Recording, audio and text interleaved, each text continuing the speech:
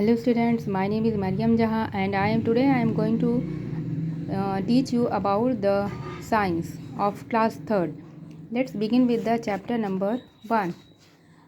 This is your chapter number 1, which is about the living things and non-living things. As you all know that in the world which we live, there are the two categories of the things which are categorized as living things and non-living things. What are the living things? Living things are those which have life, and non-living things are those which do not have life. Examples of living things are just like plants, trees, people, animals. These are the examples of the living things. And non-living things, the examples of the non-living things are stones, rocks, mountains, and soil. As you all can see around yourself, the different kinds of living things and non-living things. Let's start with this very first chapter about living things and non-living things. First, let's start with filling up this figure. There is a figure which is given about a plant.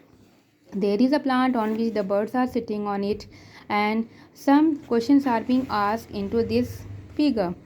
What are these questions? Let's start. Look at the picture and read the given statements carefully. Write T for the true and F for the false in the boxes. There is a first question is that the plant looks green. It is a living thing. So what will be the answer? The answer will be true because the plant is a living thing.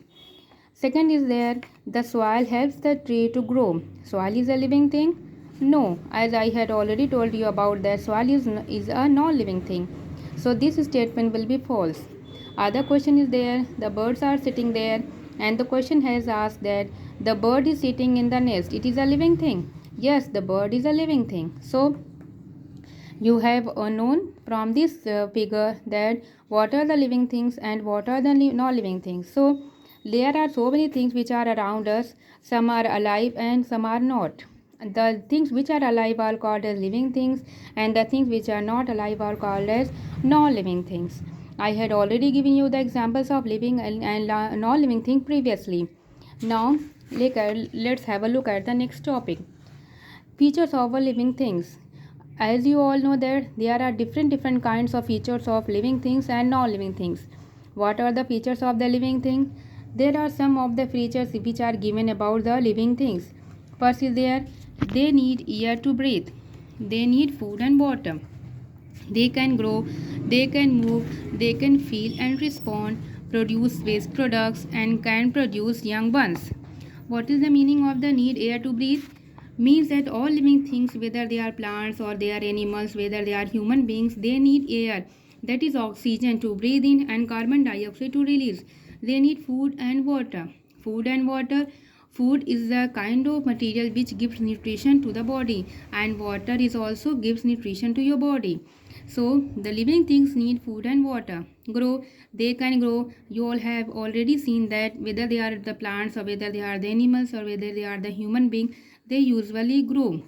Can move. Move means mostly the animals move from one place to the other place, and the movement is also being shown by the plants in the form of upward direction and downward direction. The plants can move when they grow in the upward direction through their shoot, and they can go downside with the help of their root in search of water and nutrients.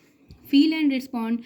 As we all know that when we have any kind of pain, we have feelings. We can feel and also we can respond. Produce waste products. When we are eating some kind of food, then also we produce different kind of waste product which we need to remove from our body. That is called as excrete or excretion. Can produce young ones.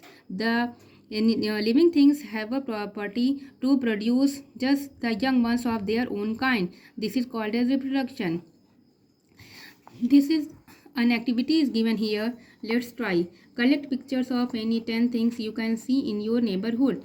Together with a classmate, sort out of the pictures as living and non-living things.